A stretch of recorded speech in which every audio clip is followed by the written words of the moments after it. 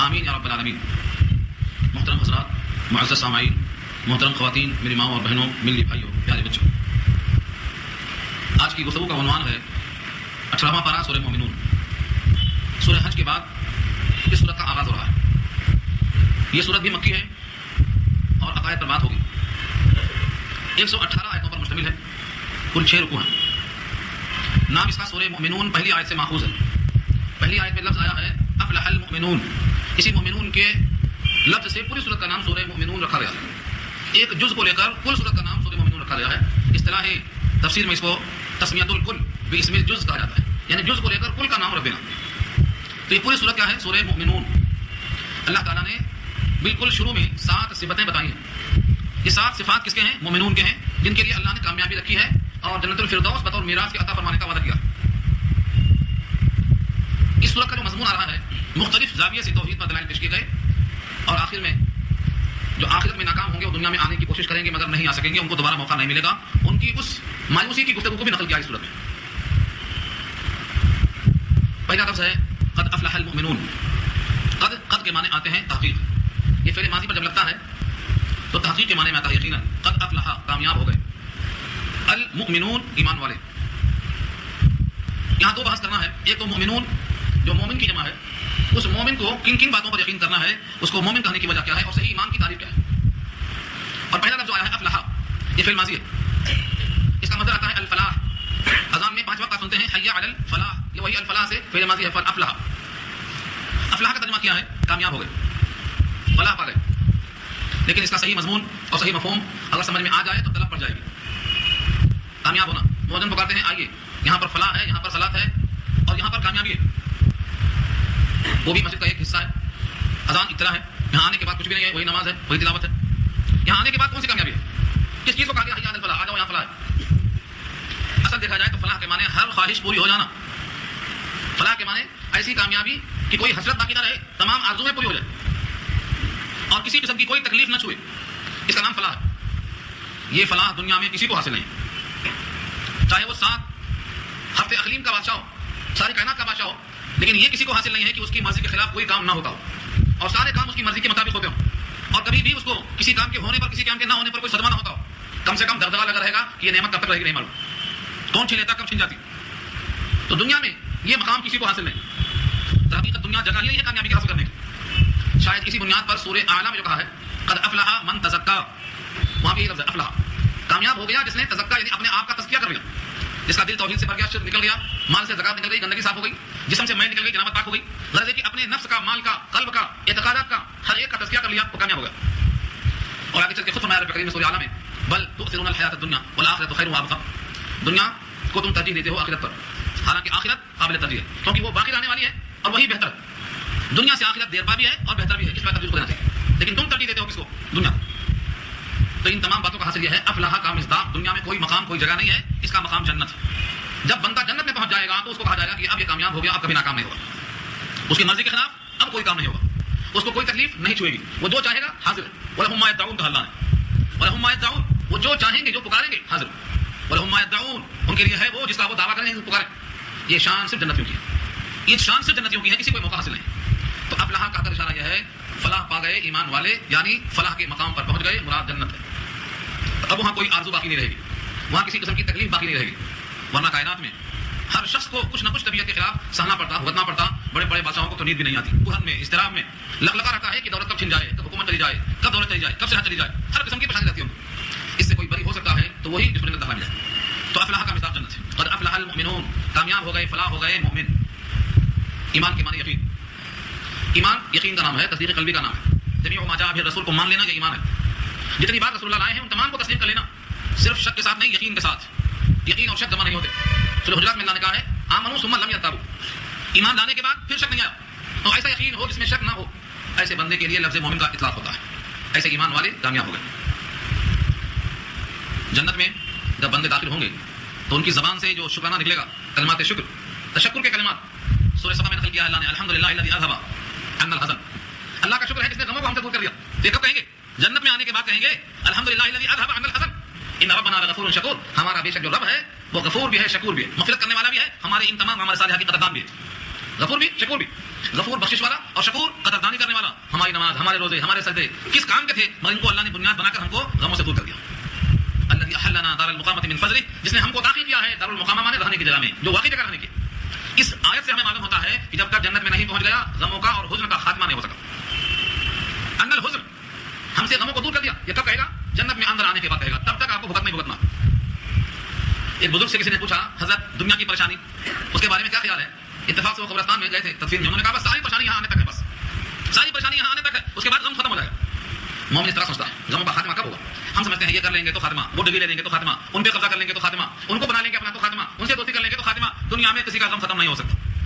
الحمدللہ الذی اذهب عنا الحزن, یہ پہلا ختم پڑے گا جنت میں تب کہا جائے گا, اس کے پہلے گنجائش نہیں. البتہ یہ 7 صفتیں جو آ رہی ہیں یہ کس لیے آ رہی ہیں؟ پھر یہ 7 صفتوں والا مومن دنیا میں بھی راحت سے رہے گا جتنا دنیا میں راحت ممکن ہے. جنت تو نہیں بن جائے گی, لیکن بہرحال عام انسانوں کے مقابلے میں اس کو دل کا چین حاصل ہوگا ان 7 صفتوں کی وجہ سے. اس وجہ سے کہا گیا ہے کہ مومن ان صفتوں کو اپنا لے تو دنیا کی حیات بھی حیاتن طیبہ پاکیزہ بن جائے گی, اور اس کی بنیاد پر آخرت میں غموں سے دور ہو جائے گا. یہ 7 صفتیں اسی واسطے یہاں لائی جا رہی ہیں. دنیا میں جو مومن ان صفتوں کا حامل ہوتا ہے, متصف ہوتا ہے, دنیا ان کی قدر کرتی ہے, عزت کی نگاہ سے دیکھتی ہے, کیونکہ یہ صفات اللہ کی طرف سے عطا ہیں, سب کو یہ حاصل نہیں ہوتی. یہ صفات جن بندوں میں ہیں وہ اپنے آپ کو سمجھیں خوش نصیب, اس میں اور آگے بڑھیں, اور جن میں یہ خوبیاں نہیں ہیں اس کو پیدا کرنے کی اللہ سے دعا کریں, صرف کوشش نہیں دعا بھی کریں. جب توفیق ہوگی تو یہ اعمال آسان ہو. تو دنیا میں جنت تو نہیں بن سکتی ہے, لیکن ضرور جتنا ممکن ہے راحت مل سکتی ہے. اللہ نے خود کہا جو بندہ مومن عمل صالح اختیار کر لیتا ہے ہم اس کی حیات کو پاکیزہ بنا دیتے ہیں. من عمل صالحا منکم من ذکر او انثى وهو مؤمن فلنحيينه حیاۃ طیبہ, اس کی حیات پاکیزہ ہم کر دیتے ہیں بشرطیکہ وہ مومن ہو. تو وہ مومن جن کے ایمان کے اوصاف بتائے جاتے ہیں وہ یہاں آپ کے سامنے اب آ رہے ہیں. ان 7 صفتوں میں غور کریں. الذين هم في صلاتهم خاشعون, یہ پہلی صفت ہے. الذين جو لوگ, ہم وہی, یہ ہم کیا ہے؟ پروناؤن ہے, ضمیر ہے, جو جن کا ذکر ابھی گزرا ہے وہ نون مومنون ہے, اسی کی طرف یہ لوٹا, یہ پروناؤن ہے اس کا. الذين هم جو کہ وہ ایمان والے, فی صلاتهم اپنی اپنی نمازوں میں, خاشعون خشوع کرنے والے ہیں. خشع کے معنی دبنا اور جھکنا. خشعت الاصوات آوازیں دبنا, خشعت الابصار نگاہیں جھکنا. تو خاشعون کے معنی جھکنے والے, اس کو کہتے ہیں خاشع. خشیت کس چیز کا نام؟ جو لوگ نماز پڑھتے ہیں اور ان کی نمازوں میں خشوع ہے تو کچھ پہچان ہے اس کی. فرمایا کہ نمازوں میں اللہ کے غیر کا تصور نہ آئے, یہ خاشع ہے. پوری نماز میں اگر نماز میں اللہ کے غیر کی طرف تصرف گیا تو خشوع نہیں. خشوع کسے کہتے ہیں؟ دل کا جھکنا, اللہ کی عظمت کو پیش نظر رکھ کر دل جھک جانا اور دب جانا, یہ خشوع ہے. کیا خشوع فرض ہے کہ اس کے بغیر نماز نہ ہو؟ اس کی کیا حیثیت ہے خشوع کی؟ قرطبی میں لکھا ہے کہ صوفیہ لکھتے ہیں خشوع نماز میں فرض ہے اور اس کے بغیر نماز نہیں ہوتی. صاحب قرطبی صاحب مظہری کہتے ہیں خشوع فرض ہے, یعنی نماز تو اللہ سے ملاقات کا نام ہے, اور نماز ہی میں اللہ کے غیر کا خیال آتا ہے. اللہ کا خیال نہیں آتا تو نماز نہ ہوئی. نماز میں آتے اللہ سے ملاقات ہے, ملاقات اللہ سے ہوتی ہے, اور خیال کسی اور کا رہا, نماز ہوئی. تو اس درجے کی نماز تو میسر نہیں ہے.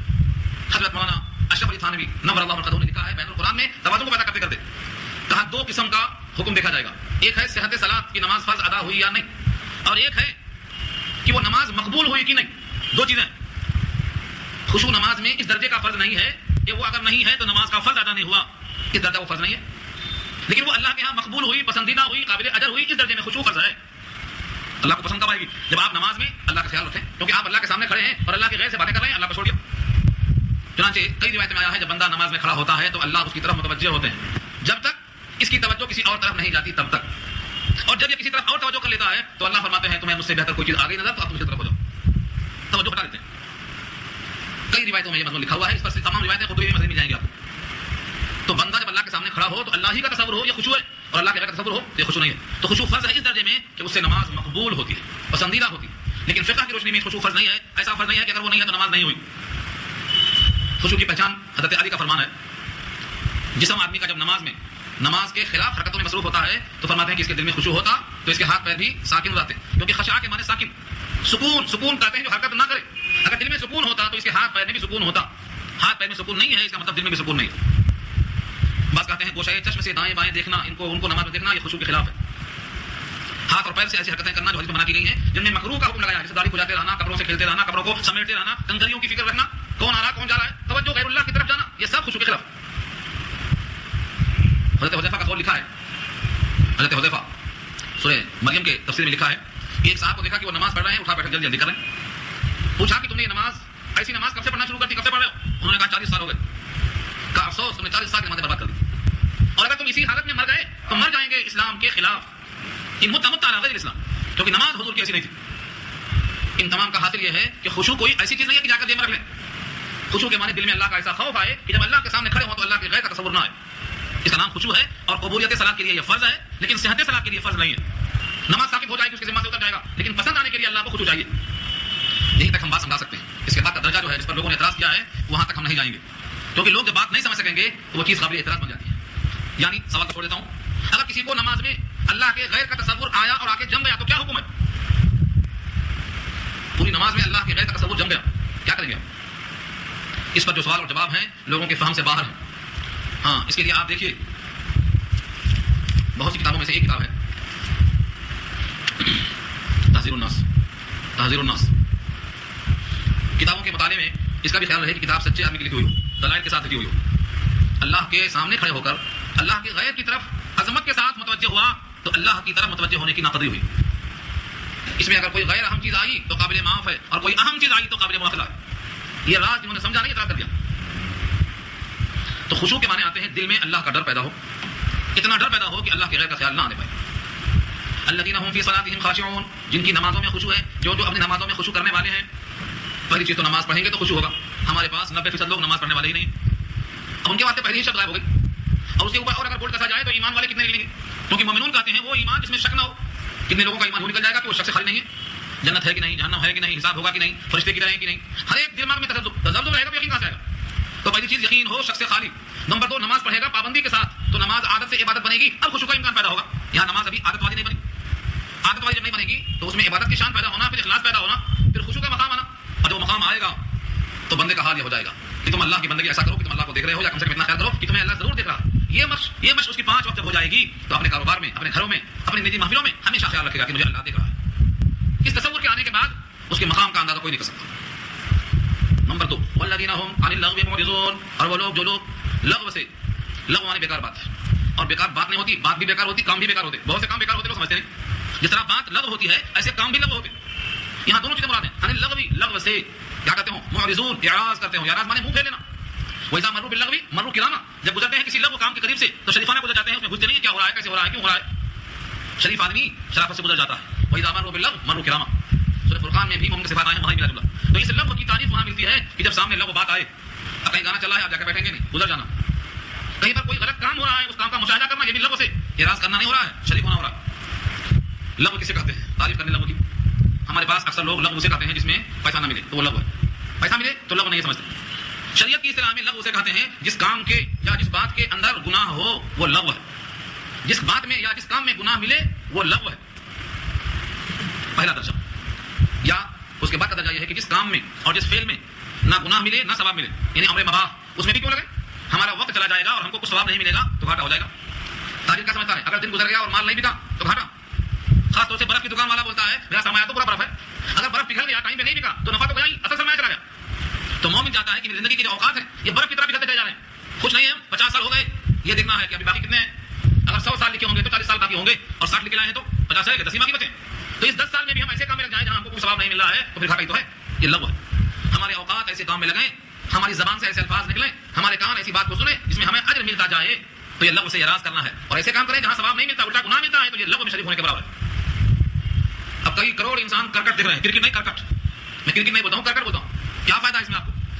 اللہ نے کہا ہے قرآن کریم میں ساری کائنات کھیل کود کا مجموعہ ہے. انما الحیات الدنیا لعب و لہو, کھیل کود. اور یہ بالکل صادق آتا ہے کہ ملکوں کی ہار جیت کھیل پہ تو موقوف ہو گئی ہے. 12-15 آدمی کی ورزش ہوتی ہے, ان کے جیب گرم ہوتے ہیں, بقیہ پورے بیٹھے ہیں ہونے, کوئی فائدہ نہیں, ایک اجر نہیں ملتا, 1 روپیہ ان کو نہیں ملتا, الٹے کہیں بم پھٹتا تو بھاگے بھاگے پھرتے, کوئی شکل نظر نہیں آتی. یہ اوقات کو ضائع کرنا ہے, یہ لغو میں شریک کرنا, یہ لغو کی ہمت افزائی کرنا, یہ لغو پر پیسہ لگا کر کے ان کو آگے بڑھانا ہے. قرآن کی اشاعت میں لگاؤ تو پیسہ نہیں ہے, علم کو پھیلاؤ تو پیسہ نہیں ہے. سارے جہان میں لوگ کہہ رہے ہیں کہ لوگ علم سے دور ہیں, قرآن سے دور ہیں, انہیں قرآن سے قریب کرنے کے لیے پیسوں کو لگاؤ, وہاں تک پہنچاؤ. سواری کا انتظام کرنا کوئی آسان کام نہیں ہے. اس کے لیے پوری قوم کہتی ہے کہ ہم مفلس ہیں, پیسے نہیں ہے, ختم ہے پیسہ. لیکن جب بات لغو کی آتی ہے تو ایک ٹکٹ 1500 خریدا رہا ہے, ایک ٹکٹ. یہ مثال دیا میں نے, یہ لغو ہے, اس کا کوئی ثواب نہیں ملتا. بلکہ اگر ستر کھلا ہوا ہے تو ان کا دیکھنا بھی گناہ ہے. ناک سے گھٹنا ستر ہے, اور جن لوگوں کے گھٹنے اور ناک کے علاوہ حصہ کھلا ہوا ہے وہ تو معافی کے درجے میں ہے, لیکن اگر ناک سے گھٹنے تک کا حصہ کھلا ہے دیکھنے میں آتا ہے تو اس کا دیکھنا بھی گناہ ہے. حضرت علی سے حضور نے کہا کہ آیا جی تیری نگاہ نہ پڑے کسی کی ران کی طرف, چاہے وہ زندہ ہو چاہے وہ مردہ ہو. لا تنظر الی قبر حی او میت, دیکھنا منع. ہم دیکھ کر کے پیسہ لگا کر کے کیا دے رہے ہیں, ثواب, الٹا گناہ دے رہے ہیں. اب جائزہ کر لیجیے کہ ہم کتنے لوگ کام میں شریک ہیں. ایسے کام کرنا ہمیں چاہیے. ہاں کبھی کبھار بہت زیادہ شوق پیدا ہوا تو اور اللہ کی طرف سے معافی مانگ لو, لیکن اسی کا مشورہ, اسی کی دھن, اسی کے چوے چھکے چلیں دلا, تو یہ انسان کے لیے ایمان ہونے کے منافی ہے. ایمان کہتا ہے کہ مومن لغو سے اعراض کرتا ہے. والذین هم عن اللغو معرضون, لغو سے اعراض کرنا. صوفیہ نے اس آیت کے ساتھ حدیثوں کو ملایا ہے اور فرمایا ہے من حسن اسلام المرء ترک ما لا یعنی، آدمی کے اسلام کا حسن میں سے یہ بھی ہے کہ لا یعنی کو ترک کر دے. لا یعنی کا مطلب اس پر اجر نہیں ملتا، الٹا گناہ ملتا. کسی قسم کا کوئی بھی کام ہو ان تمام کو ترک کر دینا یہ اسلام کے حسن کی شان ہے. ہاں، من حسن اسلام المرء ترک ما لا یعنی، جو ترک لا یعنی نہیں کرتا ہے وہ انسان کا اسلام حسین نہیں بن سکتا. اسلام کا حسن ظاہر کب ہوگا؟ جب انسان ترک کر دے لا یعنی باتوں کو، ابھی چاہے قولی ہو چاہے فعلی. ایک آدمی کھڑا ہو کے ہنساتا ہے، سب لوگ ہنستے ہیں، غلط سلام جو قیمتیں الٹے پلٹے ملاتا سناتا ہے، ہنستے ہنستے لوگ پک جا رہے ہیں. کیا سمجھ رہے ہیں؟ ہم تو ہنسا رہے ہیں، اللہ بھی ہنسا رہے ہیں، اور اوپر سے آیت کوٹ کرتے ہیں واللہ ہوا اضحک وابکا، اللہ ہی رلاتے ہیں، اللہ ہی ہنساتے ہیں. اللہ رلاتے ہیں اس کا مطلب یہ نہیں ہے کہ تم ہنساؤ رلاؤ. حالات رونے والے پیدا کرنا، حالات ہنسنے والے پیدا کرنا، یہ مراد ہے اس آیت میں. مسخرہ کر کے ہنسانا مراد نہیں ہے. اس لیے یہ بھی لب بات کو سننے میں شامل ہوتا ہے. بندہ مومن ہر لمحہ یہ سوچے کہ میرا کوئی وقت ضائع نہ ہونے پائے. قیامت میں انسان کو حسرت ہوگی ہر ایسے لمحے پر جس لمحے میں اس کو ثواب نہیں ملا. میرے 2 گھنٹے ضائع ہوئے، میرے 4 گھنٹے ضائع ہوئے، میرے 1 دن ضائع ہوئے، اور کتنے ہیں جن کی عمریں ضائع ہو رہی کیونکہ انہوں نے کوئی کام نہیں کیا ہی نہیں. آدمی جس طرح کھانا پہننا ضروری سمجھتا ہے ایسے ہی ثواب کمانا یہ بھی ایک دھن پیدا ہونا چاہیے، تب جا کے لب سے بچے گا.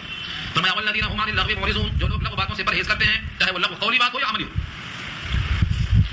آگے فرمایا ایک صفت ہے والذین هم للزکاۃ فاعلون، اور وہ لوگ جو اپنا تزکیہ کرنے والے اعمال کا اور اخلاق کا، اعمال اور اخلاق کا تزکیہ کرنے والے. یہ آیت مکی ہے اور زکوٰۃ کے پورے نصاب مدینے میں نازل ہوئے، فرض ہوئے. تو زکوٰۃ کا جو لفظ آیا ہے اس سے کیا مراد ہے؟ حقیقت یہ ہے کہ زکوٰۃ کی تفصیل تو مدینے میں آئی ہے، نصاب کتنے میں کتنا دینا، کس کو دینا. 8 مسائل جو سورۃ توبہ میں آیت نمبر 60 میں آئے ہیں یہ سب مدینے کے احکامات ہیں.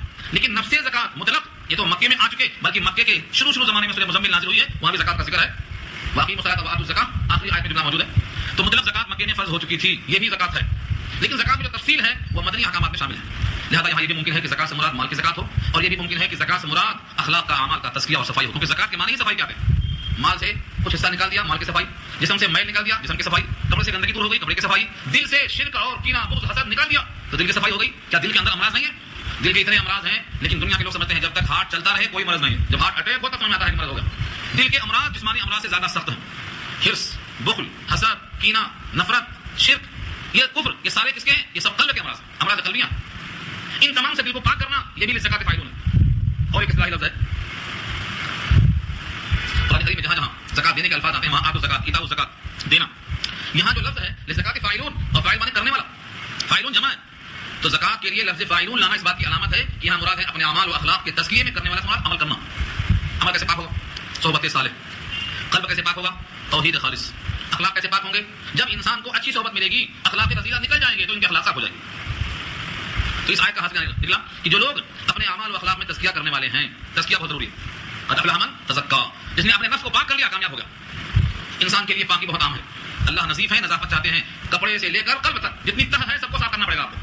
کپڑے کو صاف کرو، جسم کو صاف کرو، اپنے اعمال کو صاف کرو، اپنے اخلاق کو صاف کرو، اپنے ایمان کو صاف کرو، اپنے توحید کو صاف کرو. ہر چیز اتنے تزکیے کے بعد تب کہیں گے کہ میں مخلص ہوں، میرا دل اخلاص والا ہے، اب گندگی میں نے صاف کر لیا. مال جو کھاتا ہوں کسی اور کا نہیں، کپڑا جو پہنتا ہوں یہ گندا نہیں، دل میں توحید رکھتا ہوں اس میں شرک نہیں، ایمان والا یقین رکھتا ہوں اس میں شک نہیں. ہر چیز کو پاک صاف کرنا ہے. یہاں وہی مراد دیا ہے. تو پہلی صفت کیا ہے؟ نماز میں خشوع. نمبر 2 لغو سے اعراض. نمبر 3 اپنے اخلاق اور اعمال کا تزکیہ. نمبر 4 والذین هم لفروجهم حافظون، اور وہ لوگ جو اپنے شرمگاہوں کی حفاظت کرنے والے ہیں. فروج جمع ہے فرج کی، اپنی شرمگاہوں کو شہوت رانی سے محفوظ کرنا. الا علی ازواجہم، مگر اپنی بیویوں پر. ازواج زوج جمع ہے بیویاں. او ما ملکت ایمانہم، یا جو ان کے ہاتھوں کی ملکیت میں ہے، مراد باندیاں. باندیوں کا حکم باقی ہے لیکن ویسے حالات نہیں ہیں. جس دن ویسے حالات پیدا ہوں گے حکم رہے گا. یہ حکم منسوخ نہیں ہوا ہے. جب تک شرعی جہاد نہ ہو اور شرعی طور پر مال غنیمت تقسیم نہ ہو تب تک یہ حالات نہیں آئیں گے. اور شرعی جہاد وہی ہوتا ہے جو اللہ کے کلمہ کو بلند کرنے کی نیت سے کیا جائے، نہ کہ ملک اور حوث گیری، مال کی خواہش نہیں. اور اس کے لیے امیر کا ہونا شرط ہے. امیر کا اس کی بھی صفات کا تذکرہ ہے، باضابطہ بیعت کا ذکر ہے. تو جب تک تمام مراحل سے گزر کر باقیوں کا حصول ممکن نہ ہو تب تک اس پر عمل نہیں ہوگا. لیکن یہ حکم منسوخ نہیں ہے.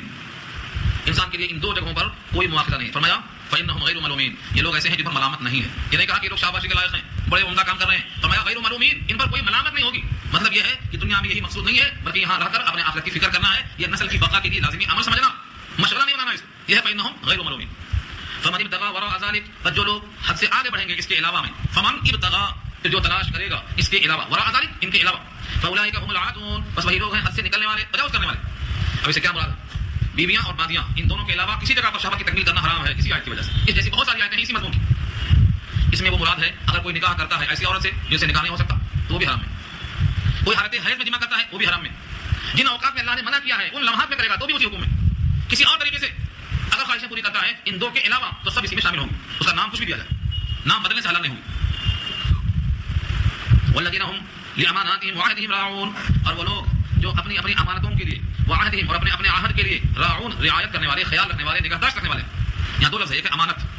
امانت خود مصدر ہے, اس کی واحد جمع نہیں ہوتی, لیکن اللہ تعالیٰ نے امانت واحد کہنے کے بجائے امانات جمع استعمال کیا. یہاں بھی سورہ نحل میں بھی کہ جتنی امانتیں ہیں ان تمام کی رعایت کرنا پڑے گا. امانتیں دو قسم کی ہوتی ہیں, ایک کا تعلق اللہ سے ہوتا ہے اور ایک کا تعلق بندے سے ہوتا ہے. جو امانتیں جن کا تعلق اللہ سے ہے ان کو حقوق اللہ کہا جاتا ہے, اور جن کا تعلق بندوں سے ہے ان کو حقوق العباد کہا جاتا ہے. سب شامل ہے اس کے اندر, امانتیں سب شامل ہیں. ایک تو ہے مال کی امانت, کسی نے کوئی چیز کس کے حوالے کی, مال کی امانت وہی مال اس کو واپس کرنا, وقت پر واپس دینا, یہ تو سب جانتے ہیں. لیکن امانت اور عہد دو چیز ہے. عہد کے معنی وعدہ کرنا, اگر وعدہ ایک طرفہ ہے تبھی, اور دو طرفہ وعدہ ہے تو معاہدہ ہے تبھی. حدیث میں آتا ہے الکتاب الدین, وعدہ قرض ہے, پورا کرنا ضروری ہے. اللہ سے کیا وعدہ ہے؟ اللہ کا بندے سے, اور بندے کا اللہ سے ایک وعدہ ہے. کس شکل میں ہے؟ لا الہ الا اللہ پڑھنے سے پہلے آپ کیا کہتے ہیں؟ اشہد, میں گواہی دیتا ہوں, میں اقرار کرتا ہوں کہ اللہ کے سوا کوئی معبود نہیں. یہ وعدہ ہوا, اقرار ہوا, عہد ہوا. میں وعدہ کرتا ہوں کہ محمد مصطفیٰ صلی اللہ علیہ وسلم اللہ کے بندے اس کے رسول ہیں. یہ وعدہ ہوا. اب آپ رسالت اور توحید کے خلاف کوئی کام کریں گے, اس اقرار کی خلاف ورزی ہوگی, خلاف ورزی ہوگی. نماز کا نہ پڑھنا وعدے کی خلاف ورزی ہے. سید الانبیاء کی سنتوں کو ترک کرنا نبی کی رسالت کی اقرار کی خلاف ورزی ہے. کوئی آدمی کسی سے وعدہ کرتا ہے کام کرنے کا تو کام کی چوری یا وقت کی چوری, جتنے وقت دینے کا فیصلہ کیا گیا ہے اس وقت میں کمی کرنا, وقت کی چوری. جتنا کام کرنا ہے کام میں کمی کرنا, یہ کام کی چوری. یہ سب عہد میں خلاف ورزی ہے. لا دین لمن لا امانۃ لہ, جس میں امانت نہیں ہے اس میں دین نہیں. در حقیقت بہت جامع صفات ہے یہ مومن کے لیے کہ جو لوگ اپنے اپنے امانتوں کی اور اپنے اپنے عہدوں کا پورا خیال کرتے ہیں. والذین هم علی صلواتهم یحافظون, اور وہ لوگ جو اپنے نمازوں کی محافظت کرتے ہیں. اوپر بھی نماز کا ذکر تھا, نیچے بھی ذکر, آخر اول دونوں طرف نماز ہی نماز ہے. اوپر کیا تھا؟ نماز پڑھے گا تو نماز میں خوشی ہوگا, تو نماز کو قابل قبول بنانے کی فکر کرے گا, وہ ہے خشوع. اور نیچے کیا ہے؟ کبھی پڑھا کبھی نہیں پڑھا, ایسا نہیں. محافظت, پابندی, نگرانی کی نمازیں ضائع نہ ہونے پائے. وقت پر پڑھنا بہرحال بہتر ہے قضا کرنے کے مقابلے میں. قضا سے ادا بہرحال بہتر ہے. مگر کتنے ایسے محروم قسمت ہیں جو قضا بھی نہیں کرتے, ادا بھی نہیں کرتے, اور ایک فرقہ پیدا ہوا ہے وہ توبہ کر کے نماز معاف کراتا ہے, بولتا ہے توبہ کرو نماز معاف ہے. حالانکہ رسول اللہ کا حکم ہے, بخاری میں روایت موجود ہے, لا کفارۃ لہا الا ذاک, نماز چھوڑ گئی تو کوئی کفارہ نہیں ہے سوائے نماز کے. وقت پر پڑھ لو یا بعد میں پڑھ لو, نمازیں معاف نہیں ہوتی توبہ کرنے سے, وہ بندوں کو معاف کرنے کا حق نہیں. نماز تو اللہ کا حق ہے. تو فرمایا جو نمازوں کی پابندی کرتے ہیں, ان نمازوں کی محافظت کرتے ہیں. کتنے صفات پیدا ہونے کے بعد اللہ خبر دیتے ہیں, اولئک هم الوارثون, یہی لوگ وارث ہیں. اولئک هم الوارثون, وارث کی جمع وارثون ہے. یہ نہیں کہا کہ یہ حقدار ہیں, یہ نہیں کہا کہ ان سے وعدہ ہے, ان کو وارث کہا. وارث جس طرح وارث کو موروث کا مال لازمی طور پہ ملتا ہے, کوئی اسے کینسل نہیں کر سکتا, ایسے ہی یقینی ہے کہ جیسے ہی تم دنیا سے جائیں گے بطور میراث کے تم کو جنت ملے گی. وعدہ کیا اللہ نے میراث, وارث بنیں گے کس کے؟ الذین یرثون الفردوس, فردوس نام ہے. جنت کے بہت سے اقسام ہیں, جنت کے دروازے بھی تو 8 ہیں, جنت کے اقسام ہیں. ان جنتوں میں سب سے عمدہ جنت جس کا نام ہے جنت الفردوس. جنت الفردوس, جنات عدن, جنات النعیم, جنت الماوا, یہ سب جنتوں کے نام ہیں. جنت میں کوئی کمی نہیں ہوگی, لیکن جنت الفردوس قرب الہی کا اشارہ دیتی ہے. اللہ کے گھر میں کہیں بھی جگہ مل جائے بہت بڑی بات ہے, لیکن اللہ کے قرب میں پڑوس میں مل جائے یہ بہت بڑا مقام ہے. بی بی آسیہ نے یہی دعا کی تھی, رب ابن لی عندک بیتا فی الجنہ, اپنے قریب بنا دے گھر میرا جنت. اللہ کا قرب چاہیے. ان کو معلوم ہے جب بندہ اللہ سے محبت کرتا ہے تو سمجھ جاتا ہے ساری بہاریں اللہ کے طفیل میں ہیں. جب اللہ ہی مل جائے گا اور اللہ کا قرب مل جائے گا تو پھر کیا کمی ہونے والی ہے. اس لیے بندہ اللہ کو, اللہ کے قرب کو چاہتا ہے, جو سمجھتا ہے وہ چاہتا ہے. ہم فیہا خالدون, اس میں ہمیشہ ہمیشہ رہیں گے. ہم فیہا خالدون, اس جنت میں وہ ہمیشہ ہمیشہ رہیں گے. 35 سال کے نوجوان ہوں گے, 60 گز کے لمبے ہوں گے, بالکل خوبرو ہوں گے, چہرے پر کسی قسم کا کوئی بال نہیں ہوگا, نظافت, پاکیزگی, حسن ہوگا. اور یہ اپنی بیویوں کے عاشق نہیں ہوں گے, بیویوں کے معشوق ہوں گے, یہ بھی لکھا ہے. ہاں, جس شوہر کو بیوی بہت چاہے وہ اللہ تعالیٰ کس کو موقع دیں گے؟ جنتی کو موقع دیں گے. دونوں طرف آگ برابر لگی ہوئی, دونوں طرف چاہت پیدا ہوگی. تو جنت میں اللہ تعالیٰ 60 گز کی لمبائی دیں گے اور 33 سال کا شباب دیں گے, اور چہرے کو بالکل نکھار دیں گے. 14ویں چاند کا رات میں جو متا ہوا چاند نظر آتا ہے, بالکل ایسا چہرہ بنائیں گے. صبح صبح طلوع صادق کے موقع پر جو موسم ہوتا ہے, یہ موسم عطا فرمائیں گے. یہ تو بتایا ہے کہ تم جتنا سمجھ سکتے ہو اتنا بتا رہے ہیں, ورنہ حقیقت تو یہ ہے تم نے دیکھا بھی نہیں, تم نے سنا بھی نہیں, تمہارے دل میں خیال نہیں رہ سکتا. لہذا کوشش کس کے واسطے کرنا ہے. اب اللہ فرماتے ہیں دیکھو اتنا سب وعدہ کرنے کا بعد تم سمجھتے ہو کہ شاید یہ وعدہ وفا ہوگا کہ نہیں ہوگا. دیکھو تم کیا تھے اب کیا ہو. تم صرف اپنے بارے میں غور کر لو کہ تم کیا تھے اب کیا ہو. ہم نے تم کو مٹی کے جوہر سے, مٹی کے خلاصے سے پیدا کیا ہے جس کا نام نطفہ ہے, اور وہ عرق تراب ہے. عرق تراب کا مطلب مٹی کا عرق ہے. پہلے آدمی کا پتلا مٹی کا بنایا, پھونک ڈال دیا, اور اس کے بعد جتنے بھی انسان ہیں سب اسی انسان سے ہیں, لیکن ان کا بھی وجود اسی خلاصے سے ہے, اور وہ خلاصہ خون سے ہے, اور وہ خون غذاؤں سے ہے, اور وہ غذائیں مٹی ہیں. بالآخر تم بھی مٹی کے جوہر سے بنے ہوئے. اس کے بنانے میں ہماری قدرت دیکھو, اس لیے تمہیں شک نہیں کرنا چاہیے. وَلَقَدْ خَلَقْنَا الْإِنسَانَ مِنْ صُلَالَةٍ مِنْ طِينٍ, اور البتہ تحقیق کہ ہم نے پیدا کیا انسان کو مٹی کے خلاصے سے. خلاصہ کے معنی خلاصہ, یعنی اس کا عطر, اس کا جوہر مٹی کے خلاصے سے ہم نے بنایا. مٹی سے مراد غذائیں, ہر غذا مٹی سے. اللہ فرماتے ہیں کہ ہم نے اب اس کے بعد 7 درجے رکھے ہیں, 7 طبق میں انسان کے مراحل ہیں. ثم جعلناه نطفة في قرار مکین، پھر بنایا ہم نے اس کو نطفہ، کہاں رکھا؟ قرار مکین، ایک مدت معینہ تک محفوظ مقام میں رکھا. محفوظ مقام کہا پیٹ کو اللہ نے بند رکھا ہے ہر طرف سے. اس کے بعد رحم کی جھلی ہے، پھر اس کے بعد جس جھلی میں وہ تیار ہوتا ہے 3 اندھیریوں میں تیار کیا، فی ظلمات ثلاث. یہ ہے قرار مکین، بہترین قرارگاہ، بہترین محفوظ گاہ، یعنی رحم میں ہم نے رکھا. ثم پھر خلقنا النطفة علقة، ہم نے بنایا ہے نطفے کو علقہ یعنی گوشت کا لوتھڑا. فخلقنا العلقة مضغة، پھر ہم نے بنایا ہے اس گوشت کے لوتھڑے کو گوشت کی بوٹی. فخلقنا المضغة عظاما، پھر بنایا ہم نے اس گوشت کی بوٹی کو ہڈی، عظاما ہڈی. فکسونا العظام لحما، پھر بنایا ہم نے اس ہڈی پر گوشت کا لباس. ثم پھر انشأناه، تیار کیا ہم نے اس کو خلقا آخر، ایک دوسری تخلیق. اب تک وہ بغیر روح کے تھا، اب وہ روح والا. پہلے ذی حیات تھا، اب ذی روح بھی ہو گیا. یہ ہے خلقا آخر. اس آیت کو صوفیہ نے ترتیب کے لحاظ سے کئی مسائل کا استخراج کیا ہے، بہت سی باتیں. یعنی اللہ تعالیٰ نے کہیں پر لفظ ثم استعمال کیا ہے اور کہیں لفظ فا. 2 کام کے درمیان اگر زیادہ وقفہ ہے تو ثم، اور 2 کام کے درمیان زیادہ وقفہ نہیں ہے، دیر نہیں ہے، تو لفظ فا استعمال کیا اللہ نے. اب پھر سے دیکھیں آپ آیت کو. ثم جعلناه نطفہ، غذا سے نطفہ بننے میں ٹائم لگتا ہے تو لفظ ثم استعمال کیا. پھر نطفے کو ہم نے بنا دیا علقہ، 40 دن. اور بعض کہتے ہیں کہ اس کے اندر جو مدت ہے، اس مدت میں اللہ کی قدرت بہت ہی صاف نظر آتی ہے. تو نطفہ علقہ بنتا ہے، علقہ مضغہ بنتا ہے، اور مضغہ ہڈی بنتا ہے، اور ہڈی پر گوشت کا لباس چڑھتا ہے. ان تمام کے درمیان اللہ نے لفظ ثم استعمال نہیں کیا، لفظ فا استعمال کیا ہے، کیونکہ اس میں دیر نہیں ہے. لیکن جب گوشت چڑھ جاتا ہے ہڈی پر، اب روح آنے والی ہوتی ہے تو اس میں وقفہ ہوتا ہے، کیونکہ صرف ذی حیات تھا، اب ذی روح بھی بن گیا. ذی حیات کیا ہے، ذی روح کیا ہے؟ روح. دیکھو کتاب الروح پڑھو، تذکرۃ الروح پڑھو علامہ جلال الدین سیوطی کو. روح اور حیات 2 چیزیں. پہلے دن سے انسان کا وجود ذی حیات ہوتا ہے، لیکن وہ جسمانی حیات ہے. اسی حیات میں اللہ جب روح پھونکتے ہیں تو وہ بندہ اب ذی حیات سے جا کر ذی روح بن جاتا ہے. یہ ہے انشأناه خلقا آخر، بالکل نئی تخلیق آ گئی اللہ کی طرف سے.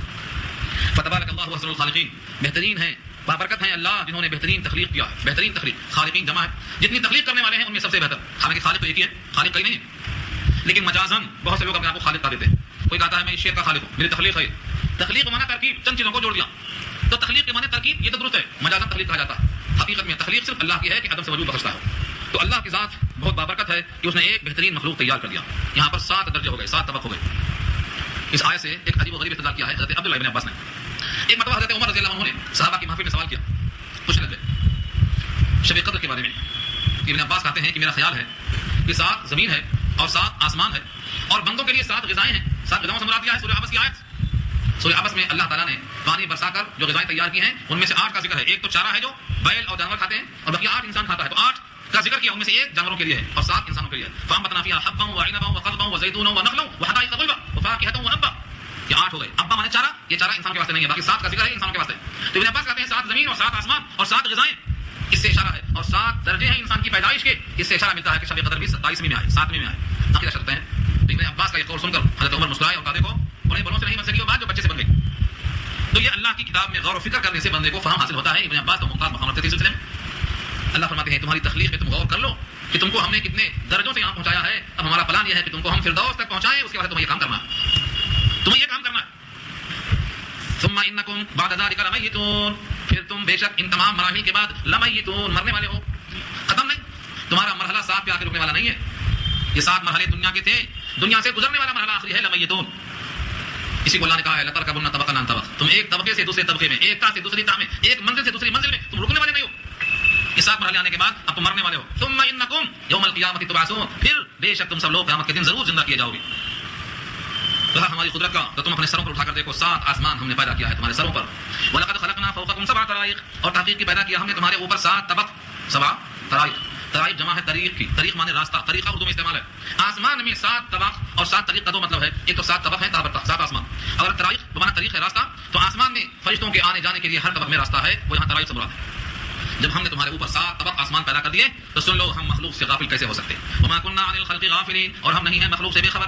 مخلوق سے بے خبر نہیں ہے، بلکہ ہم تمہاری حیات کا انتظام کرتے ہیں، تمہاری بقا کا انتظام کرتے ہیں، تمہاری نسلوں کا انتظام کرتے ہیں، تمہیں شر سے بچانے کے لیے فرشتوں کی حفاظت کا انتظام کرتے ہیں. ہم غافل کیسے ہو سکتے ہیں؟ جو بے نیاز ہو کر تم سے غافل نہیں ہے، تم محتاج ہو کر اس سے غافل کب تک رہو گے. وما كنا عن الخلق غافلين، اور ہم نہیں ہیں مخلوق سے غافل.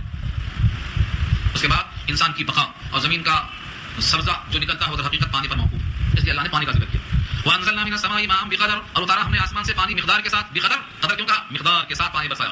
پورے سال کا کوٹا ایک دم برسا دیا تو طوفان آ گیا، سیلاب آ گیا. 6 مہینے کا بھی دے دیا تو اسٹاک کرنے کی جگہ ہی نہیں، کہاں رکھیں گے اس کو. اور روزانہ برساتے گئے تو کہیں گے برسات کا موسم ہے، کاروبار خراب ہے، چلنا پھرنا مشکل ہے. یہ تو ہر حال میں پریشان ہو جائے گا. اس لیے اللہ فرماتے ہیں تمہاری مصلحت کو دیکھ کر ماء بقدر، تم کو پریشان بھی نہ کریں، تم کو تنگ بھی نہ کریں، تمہاری لیے تنگی بھی نہ ہونے پائے، ہر طرح سے ہم نے پانی کا اندازہ کر کے بھیجا. فاسکناہ فی الارض، اور اسٹاک کر دیا ہم نے اس پانی کا زمین میں، اسکناہ اسٹاک کر دیا ہم نے، پانی کو ہم نے برف کی شکل میں پہاڑوں کی چوٹیوں پر جما دیا اور آہستہ آہستہ پگھل کر زمین کے رگ و ریشے میں نالیاں بنا دیا، اور جب تم کو حاجت پیش آتی ہے وہ پانی کی مقدار تم حاصل کر لیتے ہو۔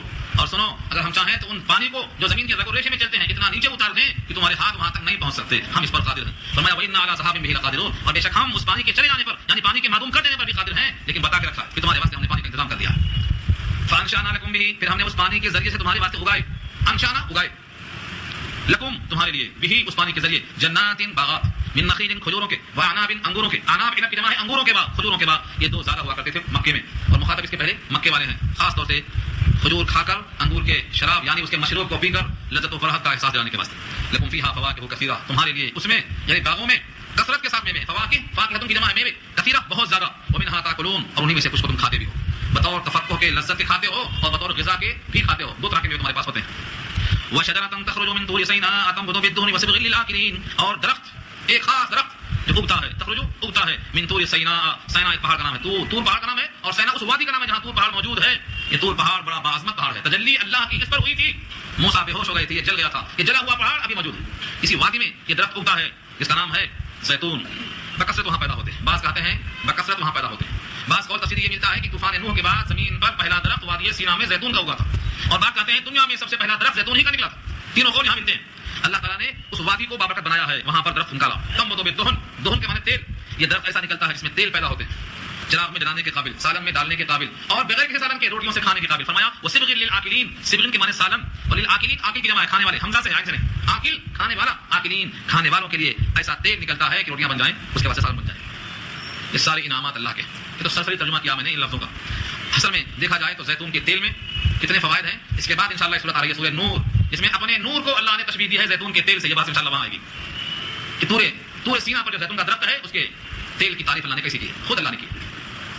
ان تمام کو اللہ نے پیدا کیا ہے اور بندے پر شفقت کا اظہار کیا ہے، اور آگے فرمایا وَإِنَّ لَكُمْ فِي الْأَنْعَامِ لَعِبْرَةً، اور بے شک تمہارے لیے چوپایوں میں عبرت ہے، عبرت مانے آنکھیں کھول دینے کے واسطے کافی ہے، عبرت کہتے ہیں کسی کو دیکھ کر آنکھیں کھل جائیں، کس میں؟ چوپائے میں، مویشیوں میں، گائے کو دیکھ لو، بھینس کو دیکھ لو، اونٹنے کو دیکھ لو، نسقیکم تم کو ہم پلاتے ہیں، مما فی بطونھا اس چیز سے جو ان کے پیٹ میں ہے، پیٹ میں کیا ہے؟